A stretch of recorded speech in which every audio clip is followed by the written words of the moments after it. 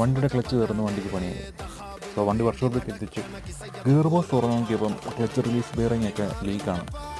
So അത് വാങ്ങണം. പാലയിലെ Autotech എന്ന സ്ഥാപനത്തിൽ പോയി ക്ലച്ച് ഡിസ്കും പ്രഷർ ഫൈറ്റ് കിറ്റും വരുന്നതും പിന്നെ റിലീസ് ബെയറിങ്ങും കാശ് കൊടുത്ത് മേടിച്ചു. കാശ് കൊടുത്താൽ കിട്ടത്തില്ലല്ലോ. അങ്ങനെ ഒരു 10,000 രൂപ അവിടെ പോയി പാർട്സായിട്ട് തന്നെ. ഇത് ക്ലച്ച് ഡിസ്ക് കിറ്റിന് 5,000 രൂപയും ബെയറിങ്ങിന് 4,800. സോ വർക്ക്ഷോപ്പിലേക്ക് സാധനം മേടിച്ച് കൊണ്ട് കൊടുത്തു.